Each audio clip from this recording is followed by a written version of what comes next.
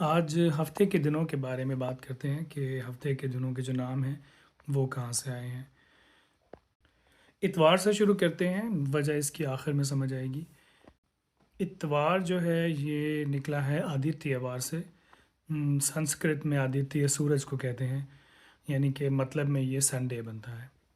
اور آدتیہ سے یہ آیتیہ ہو گیا، آیتیہ سے یہ آیت ہوا اور پھر اس کے بعد اتوار ہو گیا۔ اور آپ عام طور پہ ہندی اور اردو دونوں میں اسے اتوار ہی کہا جاتا ہے۔ سوموار، سوم جو ہے وہ چاند کو کہتے ہیں، تو یہ مون ڈے ہے، یعنی کہ منڈے۔ اردو اور ہندی دونوں میں سوموار ہی کہا جاتا ہے۔ سوموار کو ایک اور نام سے بھی جانا جاتا ہے، یعنی کہ پیر۔ پیر کا مطلب بزرگ ہستی، یہ فارسی سے آیا ہے۔ اور ایک قیاس یہ کیا جاتا ہے کہ یہ نام اس لیے رکھا گیا کیونکہ کہا یہ جاتا ہے کہ حضرت محمد صلی اللہ علیہ وآلہ وسلم کی پیدائش جو ہے وہ سوموار کے دن ہوئی۔ منگل کہتے ہیں سیارے مارس یعنی کہ مریخ کو، اور اسی کی نسبت سے اس کا نام ہے، یعنی کہ یہ مریخ کا دن ہے۔ بدھ کہا جاتا ہے مرکری کو، یعنی کہ عطارد، اور اسی کے نام سے بدھوار ہندی میں اور اردو میں بدھ کہا جاتا ہے۔ جمعرات کا نام جمعے کی وجہ سے پڑا، یعنی کہ جمعے کی رات۔ ہندی میں اور سنسکرت میں اس کا نام گرووار ہے۔ گرو جو ہے وہ جوپیٹر یعنی کہ مشتری کو کہا جاتا ہے۔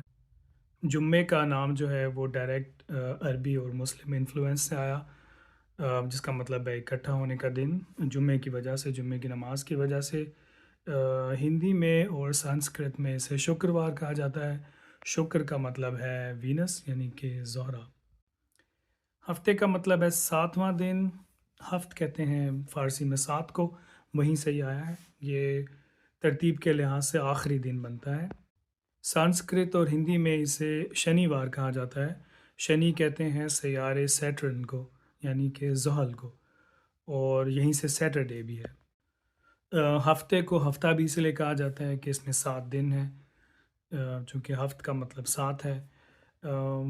سنسکرت میں یہ لفظ سپتہ ہے، جہاں سے ہمارے پاس اردو کا لفظ، اردو اور ہندی دونوں کا لفظ 7 آیا ہے، اور ہفت سے فارسی ہفت آیا ہے، یعنی کہ 7۔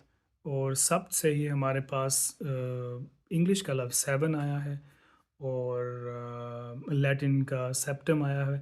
تو یہ سب جو لفظ ہیں 7 کے لیے، بلکہ گنتی کے تمام، یہ سب انڈو یورپین ہیں، یہ سب ایک ہی روٹ سے نکلے ہیں۔